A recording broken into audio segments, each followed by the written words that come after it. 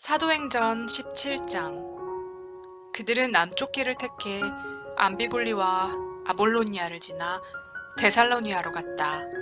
그곳에는 유대인 공동체가 있었다.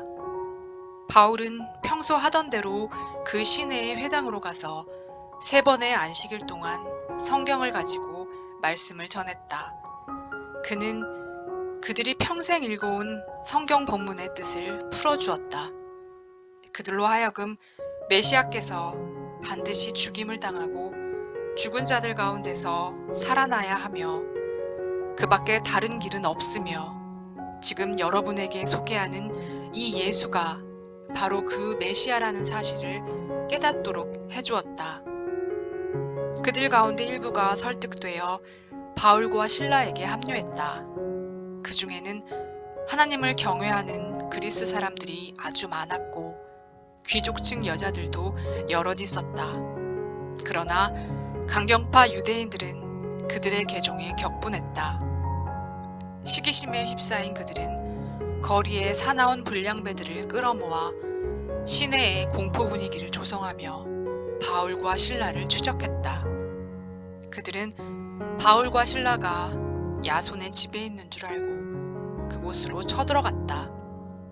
거기서 2사람을 찾지 못하자 그들은 야손과 그 친구들을 대신 붙잡아 시 원로들 앞으로 끌고 갔다. 그러고는 미친 듯이 소리쳤다. 이들은 세상을 무너뜨리려는 자들입니다.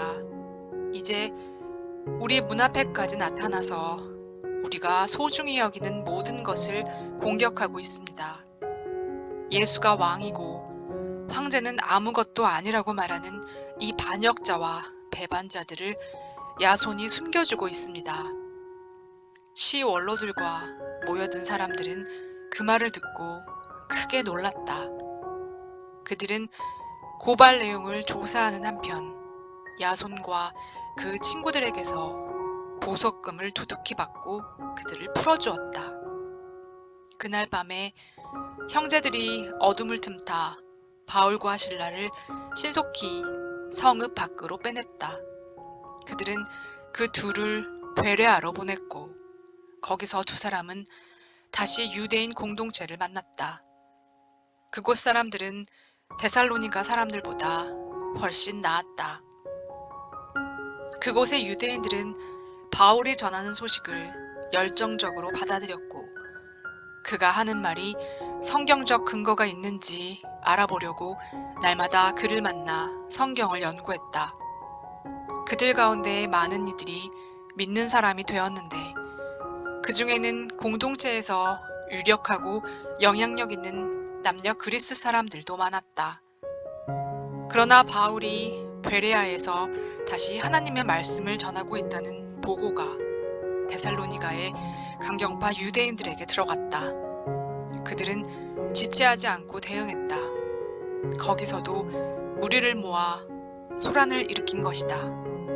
바울은 형제들의 도움을 받아 그들을 따돌리고서 배를 타고 바다로 나갔다. 실라와 디모데는 뒤에 남았다. 바울의 피신을 도와준 사람들은 아테네까지 그를 데려가서 거기에 그를 두고 떠났다.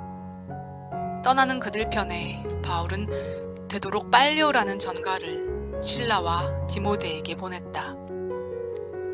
아테네에서 실라와 디모데를 기다리는 기간이 길어질수록 바울은 그곳에 우상이 가득한 것을 보고 큰 분노를 느꼈다. 그 도시는 우상 천지였다. 그는 그 문제로 유대인 및 그들과 뜻이 맞는 다른 사람들과 더불어 유대인 회당에서 토론했다. 그리고 날마다 거리에 나가서 만나는 사람 누구하고나 이야기를 나누었다. 그런 대화를 통해 그는 에피쿠로스 학파와 스토아 학파 지식인 몇 사람과도 잘 알게 되었다. 그들 가운데는 이런 어리석은 사람을 봤나 하고 빈정대며 바울의 말을 일축하는 사람들도 있었다. 그러나 바울이 전하는 예수와 부활 이야기에 귀를 기울이며 당신의 이야기는 신에 관한 새로운 관점이요 더 들어봅시다 하고 관심을 보이는 사람들도 있었다. 그 사람들이 함께 모여서 바울에게 아레오바고 법정에서 공개적으로 설명해 줄 것을 요청했다. 그곳은 주변이 한결 조용한 곳이었다. 그들이 말했다. 이 이야기는 우리에게 새로운 것이오. 우리는 이 같은 이야기를 한 번도 들어본 적이 없소. 대체 당신은 어디서 이런 생각을 찾아낸 것이오? 우리가 이해할 수 있도록 설명해 보시오. 아테네 시내는 잡다한 이야기들이 넘쳐나는 곳이었다. 현지인이나 관광객이나 할 것 없이 항상 사람들이 어슬렁거리며 무엇이든 최신 뉴스를 기다리는 곳이었다. 그러자 바울은 아레오바고 법정에 자리를 잡고 서서 설명했다.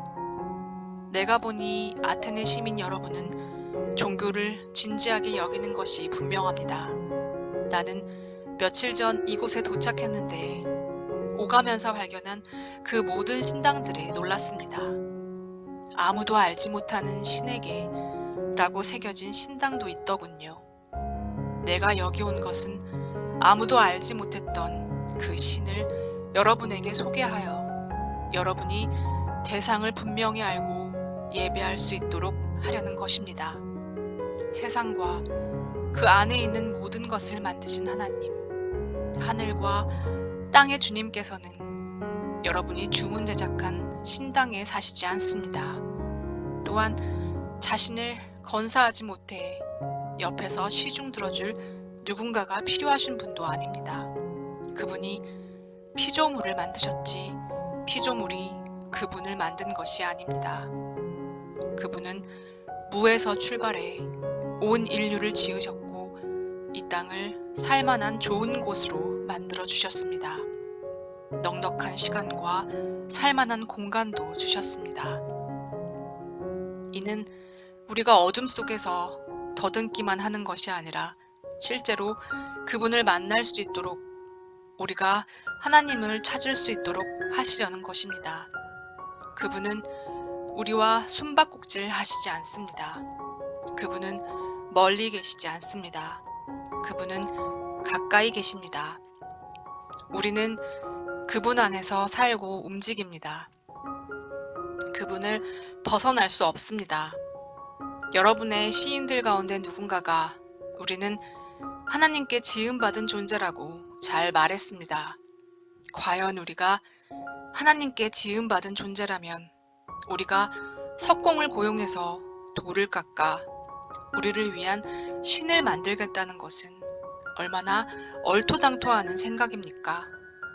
여러분이 아직 잘 모를 때에는 하나님께서 그냥 지나치셨습니다.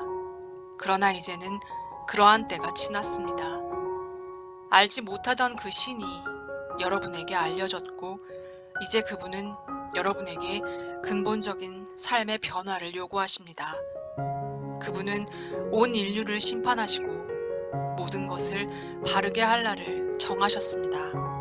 이미 심판자를 지명하시고 그분을 죽은 자들 가운데서 살리셔서 모든 사람 앞에 확증하셨습니다.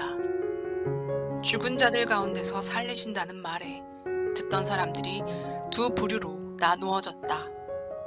바울을 비웃고 조롱하며 떠나간 사람들이 있는가 하면 다시 들어봅시다. 우리는 더 듣고 싶소 하고 말하는 사람들도 있었다. 그러나 그날은 그것으로 끝났고 바울도 떠났다. 그날 그 자리에서 확신이 생겨 바울을 떠나지 않은 사람들도 있었다. 그 가운데는 아레오바고 법정의 판사인 디오누시오와 다말이라는 여자도 있었다.